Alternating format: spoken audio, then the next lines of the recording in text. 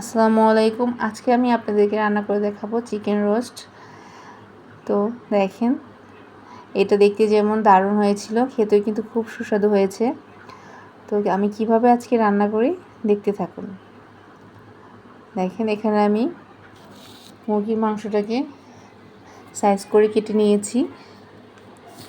তারপরে আমি এর ভিতরে দিয়ে দিয়েছি হলুদের গুঁড়ো আর লবণ, ভালো করে মিক্সড করে নিয়েছি।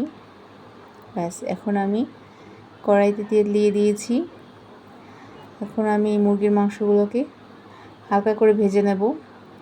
বেশি ভাজলে এটা আসলে শক্ত হয়ে গেলে বাচ্চারা খেতে পারে না বাসার, তো ওই জন্য হালকা ভাজি দিয়েছি। আর এখানে আমি রান্নার জন্য নিয়েছি দেখেন পেঁয়াজ, কাঁচামরিচ, আদা বাটা, তারপর নিয়েছি এখানে কিশমিশ, এলাচ, দারচিনি, তারপরে দুধ নিয়েছি 1 কাপের মতো। এরপর আমি চুলায় কড়াইতে দিয়ে দিয়েছি পেঁয়াজ, কাঁচামরিচ, এলাচ, দারচিনি।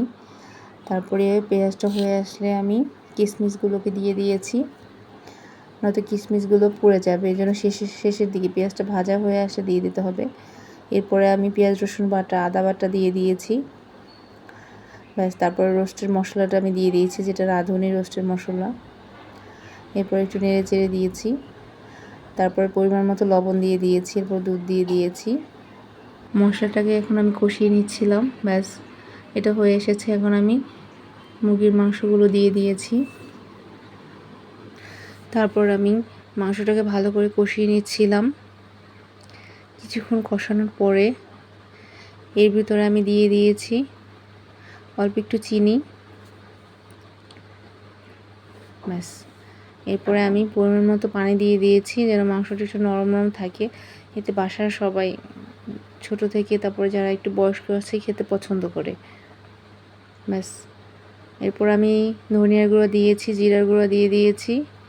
যেহেতু আমি দুধটা দিয়েছিলাম আগে, এই জন্য আমি জিরার গুঁড়োটা, তারপরে ধনিয়ার গুঁড়ো একটু পরে দিয়েছি, কারণ দুধটা আগে দিয়ে কষিয়ে নিলে টেস্ট একটু দারুণ আসে।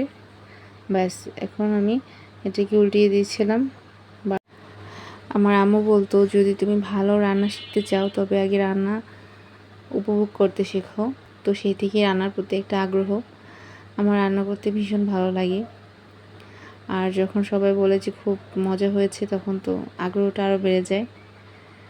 ব্যাস, এরপর সব শেষে আমি জিরার গুঁড়োটা দিয়ে দিয়েছি।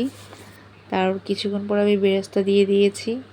এখন একটু জাল করে নামিয়ে ফেলেছি। দেখেন কত দারুণ আসছে কালারটা, খেতেও কিন্তু খুব মজা হয়েছিল। আপনারা যদি আমার আরও সুন্দর সুন্দর রেসিপি পেতে চান, তাহলে আমার চ্যানেলটি সাবস্ক্রাইব দিয়ে রাখবেন।